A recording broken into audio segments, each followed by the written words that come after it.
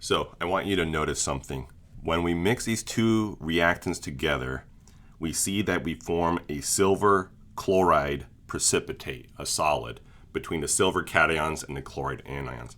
But I want you to notice that the sodium cations that came from there, the nitrate anions that came from there, they're just floating around. They are not involved in the reaction at all. So with that in mind, I want to present a new way of writing chemical equations so that we can keep track of what is actually involved in the reaction and what is not. That is going to be called a net ionic equation. Let's build a net ionic equation for that example we just showed earlier. Example 1, silver nitrate aqueous plus sodium chloride aqueous. To do this, we're going to need to work in 3 or 4 steps. The first thing to do is to make the usual balanced equation. We're going to give that a title now of a molecular equation.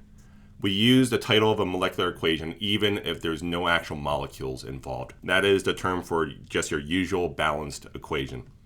Next up, we're going to make something called the total ionic equation. Anything that is a strong acid or dissolved ionic compound, they will dissociate into water as separated ions. So we're going to show those dissociations occur. I'll show you how to do that. And then the final step is to write something called the net ionic equation. That is going to be the same as the total ionic equation, except we're going to remove any ions that are aqueous on both sides. Those are going to be our spectator ions. And spectator ions are the ions that are dissolved in water the whole time and they don't interact with making the product. They're not in the product. And so just like in sports, you have people participating in the sports, playing the sports versus you have people watching the game. Those watching the game, the spectators, they're not involved on the product on the field. So they don't affect the outcome of the reaction. And we're just going to kind of leave it at that. I know in real life, in sports, fans can definitely affect the outcome of the game, but we're just going to keep it with that simple philosophy there. All right, so let's get started. First up, we were given only names, so we need to turn these into chemical formulas. Silver is a 1 plus cation and nitrate is a 1 minus anion. So we only need one of each to make silver nitrate. Dissolved in water, aqueous. Sodium chloride, similar example. All right, so I just wanted to warm up with nice straightforward example. We'll have like 2 plus and 3 whatever, charges, minus, 3 plus, minus, something like that. We'll have more complicated charges later. All right, so let's write a balanced equation for this. That will be our molecular equation.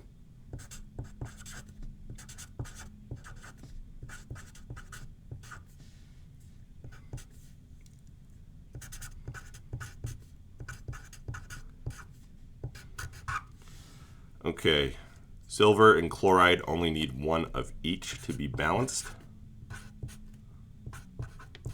And many silver compounds will not be soluble in water. Most chlorides are, but silver is one of those exceptions. If you had a chance to see one of my older videos talking about those MLS exceptions, mercury, lead, silver, the S stands for silver, in that Major League Soccer acronym.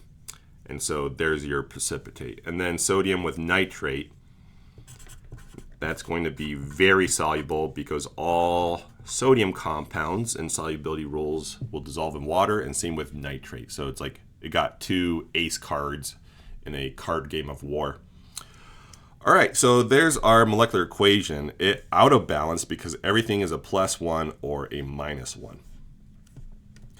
All right.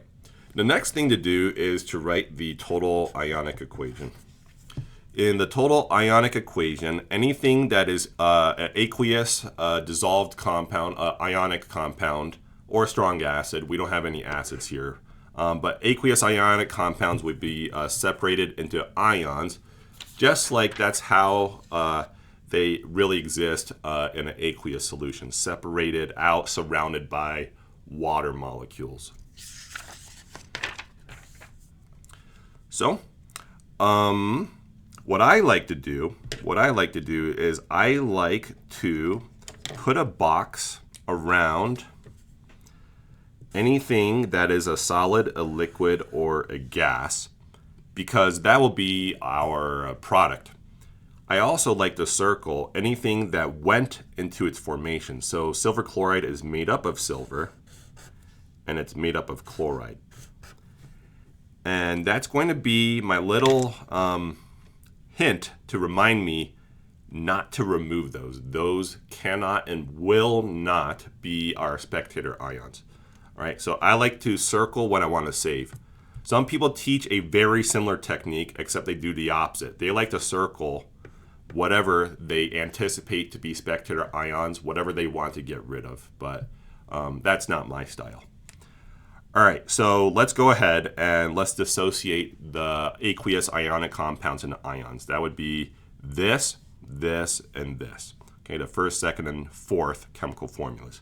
So these total ionic equations can get pretty long. Give yourself a lot of room. And I like to write my phase labels below, especially when I'm writing a total ionic equation. All right, so you may be wondering, why do I write silver with a plus charge? The answer is you're supposed to write the total charge on any individual species, on any chemical formula, I mean. So on this chemical formula of silver nitrate, there is no overall charge to put in the top right because they all canceled each other. But silver by itself indeed carries a +1 charge. So the long story short is, as the individual ion, write the charge. All right, and we have nitrate floating around.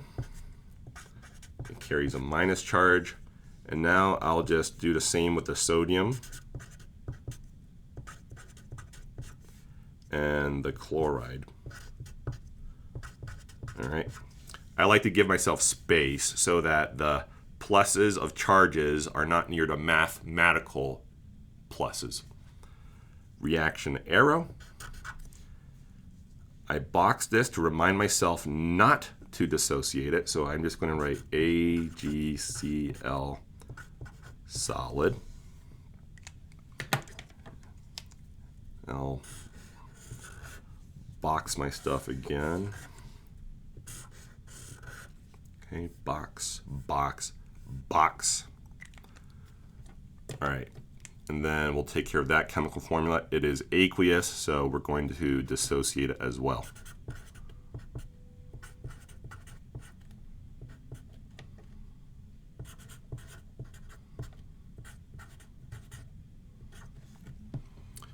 Cool.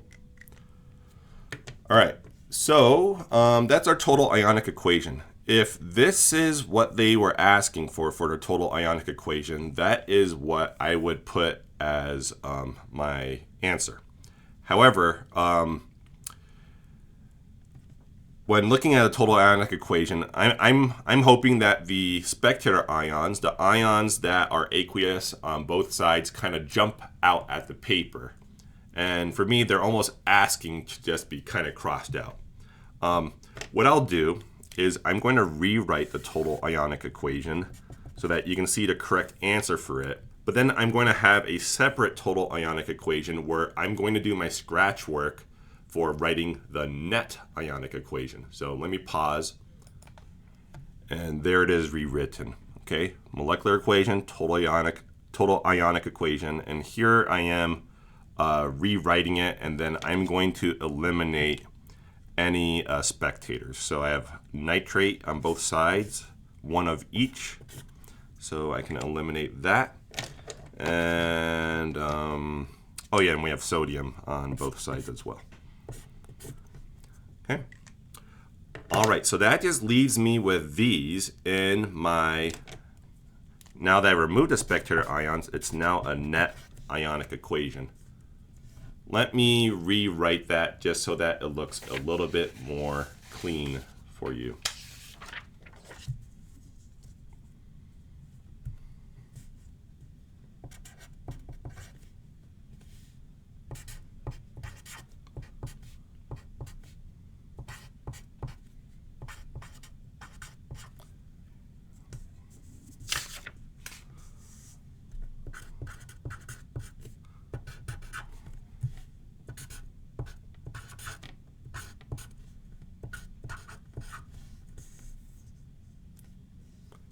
And there's our final answer for the net ionic equation with the silver nitrate and the sodium chloride. So what does this mean? This means, again, that only silver and chloride are involved in forming this product. The sodium and nitrate, they were not directly involved. I'm not saying they weren't important. They were very important. Chloride had to come from somewhere. It has to come in with a positive ion, so it just happened to be sodium in this case. And for silver, it had to come in with a negative ion. You can't have plus isolated by itself. So it came in with nitrate. So those were like the packaging materials for the ions of interest. Okay. Said another way, we would get the same net ionic equation if we had different spectator ions. Maybe if I used an acetate instead, I could have got the silver dissolved in solution, or perchlorate, because many acetate and perchlorate compounds are soluble. Maybe instead of a sodium plus, I could have had a potassium plus or something. And so if these ions were different for the nitrate and the sodium, I still would likely get the same net ionic equation. I would form the same product at the end of the day. So that's what a net ionic equation is trying to get at, the essential chemistry actually occurring. I hope this helps, and the next video will be more net ionic equation examples involving subscripts greater than 1, coefficients greater than 1, including some acid-base examples. Hope this helps, and I'm open for any questions or suggestions. Thanks and take care.